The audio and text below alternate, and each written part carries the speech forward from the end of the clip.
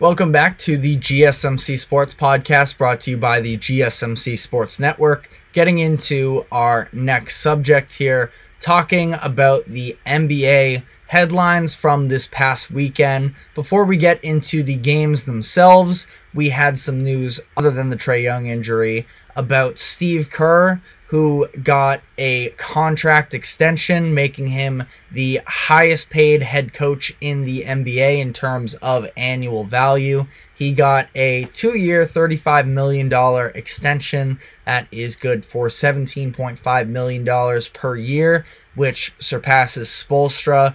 Greg Popovich does technically have a higher contract annually, but he is also the president of the Spurs, so holds more of a job description than just a head coach alone.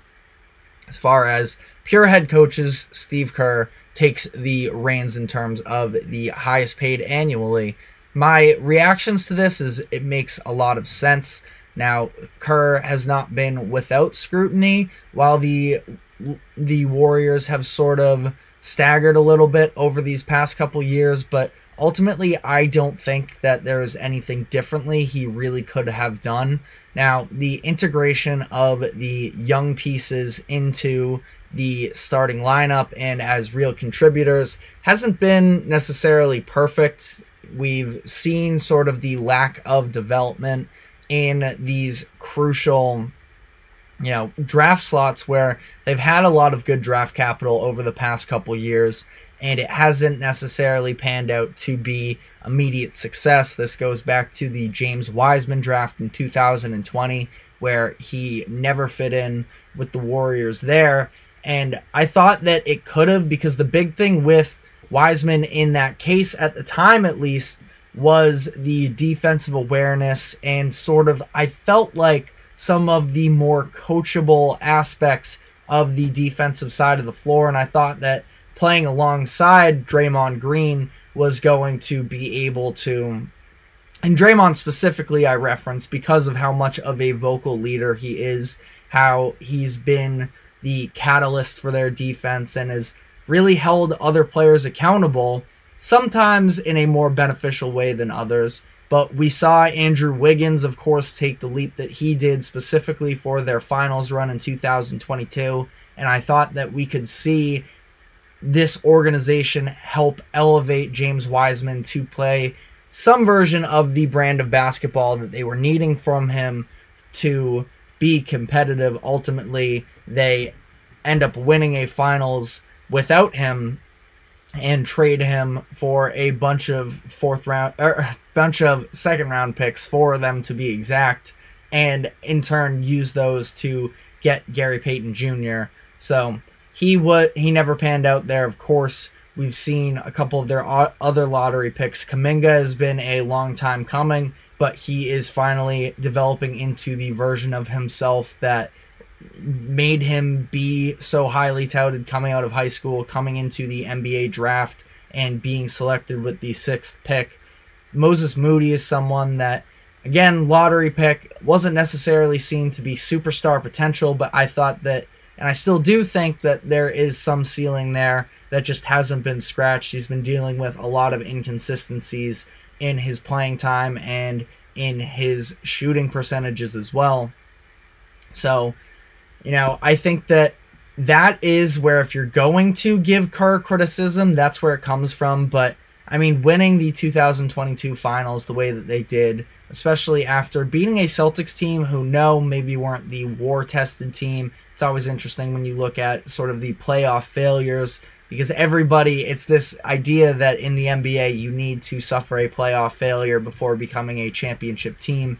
Maybe that was for the Celtics, maybe that wasn't. They had made a bunch of Eastern Conference finals, but all in all, I think that Celtics team was better roster-wise than what the Warriors had, but the experience from the coaching, from the players themselves, they won that one. And the past couple years haven't been great for them, but they've still been hanging around there, and I don't think it's just quite as simple as Steph Curry alone. And now we've seen them be able to incorporate some more of the younger guys this season, at least, between Brandon Podziemski, Trayce Jackson-Davis, who has been great for them as of late, and I don't know. I guess Kerr, you can sort of pin it on him a little bit, the way that Draymond has been. I mean, Draymond's always going to be Draymond. It's pretty much impossible to hold that against him, but to let it spiral out of control the way that it did, I feel like after some of these, real canon events for the Warriors, with Draymond arguing with KD that really caused the rift and the departure of Kevin Durant for their team, or him punching Jordan Poole, it just doesn't feel like there's been necessarily tons of accountability from Kerr in these instances. But again, I'm not sure how much he possibly really could have done as it is anyways. But he gets this extension. It officially lines him up long-term to have his contract expire as Steph Curry's does through 2026. So it ties them together, at least through these next contracts. And I would imagine Kerr is going to, assuming that he wants to stick around long-term, as with Steph Curry, I don't see Curry playing for another organization. I know that people sort of like to throw out the ideas of it potentially, but I don't see that happening. I don't see Kerr going anywhere either. So it's going to have to be a little bit of a, we'll see how these next couple years all play out. The Warriors have been playing better as of late, but you look at a game like last night where they play the Nuggets, and I just don't think that they are on the same level as that Denver team, which is a real contender. And their offense has been very nice for a lot of these games, but I just don't think that they're in a position right now, especially with the volatility of Klay, that I won't get into all too much. We've been talking a lot of Klay Thompson on the show lately, and I just think that this core is past its level of contention. Now, does that mean that I think the Warriors as a whole are, you can write them off for the next handful of years? I don't think so, because I still think that Steph Curry is an incredible player. I think he can still be the best player on a championship team. I just think that you need to sort of figure out some of the others in this situation. If you can upgrade at a forward position, I know that they're not going to want to trade Kuminga at this point, and I don't know. I don't think that they will, especially because, frankly, I don't know what other options there really are out there. But they're going to need to make upgrades at certain positions as a whole. Whatever this next star that's available is, I think becomes a very interesting conversation when you talk about the Warriors, who, of course, did check in on LeBron James earlier, but around the trade deadline. It's on their minds that they potentially are looking for that next move, and they're not afraid to make a splash. So we'll see with all of that. There have been rumors that have come up over the past couple of years about trying to go and acquire Giannis.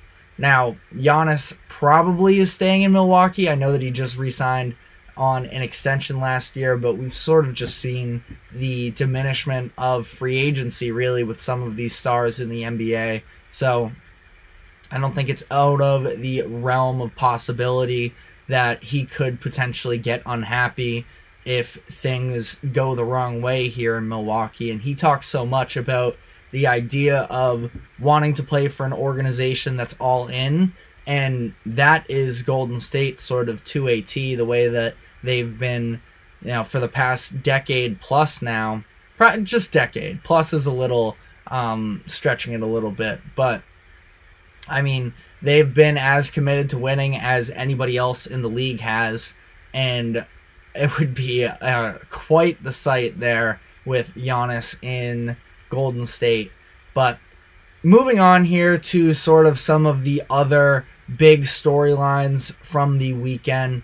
On the note of Giannis, the Bucks did pick up a couple big games versus some potential contenders. It started Friday night, where they played the Minnesota Timberwolves on the road and end up coming out on top in that one. I thought that what was specifically big for them was being able to come out in the second half of a close game and win that one. I think that their second halves, we've seen a lot of collapses from them and coming out flat. having other teams sort of adjust to what they're trying to do and beat them that way. But it was them dominating that third quarter where they win 36-13, and they were able to sort of power their way past the Timberwolves and stave them off for the rest of the game. You get big contributions for Malik Beasley in that third quarter there, and you end up pulling that one out by playing some pretty solid defense as well, which is something that has of course been a massive conversation around the Bucks for the entirety of this season, really. And I think that was probably just about their best win this season as a whole. They also stomped out the 76ers yesterday afternoon, which I included them in the potential contenders phrasing there. I still am not bought in on the 76ers. I feel like I should maybe take them out of it, because at this point I would be surprised if the Sixers were to win the finals, and obviously if they were to, this would be with Joel Embiid. They wouldn't be able to do so without. But again, another really good job defensively in that one, held Philadelphia to just 98 points. So I thought that was a very nice way for them to come out in the second half of the season here, coming out of All-Star break and being able to sort of establish yourselves, as I know that things looked really bad there at the end of the first half of the season with that loss to Memphis, but we are to be taken seriously, and I think that's what they showed through these first couple games. They have one of the most difficult schedules going forward for the rest of the season, so they're going to be battle tested, but I think that is honestly a plus for them, because you might drop some extra games, but as we keep saying on this show, I think that it's so much more than just wins and losses for the Bucks. Otherwise they wouldn't have fired Adrian Griffin. It was about changing the identity, making yourself look like more of a legitimate championship team, and they're going to have plenty of opportunities against some of these other top teams in their conference and some in the Western Conference to sort of get those real reps against the top competitors and grow from there. So Bucks, not saying they're officially back, but they are in the direction of sort of ideally getting to play some of their best basketball down the stretch of the season. And if that happens, I think that anything can go down in that Eastern Conference. That is pretty open. The other main takeaway I had from this weekend that I'm just going to quickly cover, because I feel like I talk about him a lot here on this show, but that is Victor Wembenyama, who put together 2 straight 5-block, 5-steal games. And we're still, not necessarily seeing the closing, perfect offense from him down the stretch. But I wanted to just at least mention the idea of him winning Defensive Player of the Year. Now, I know that it is out of reach.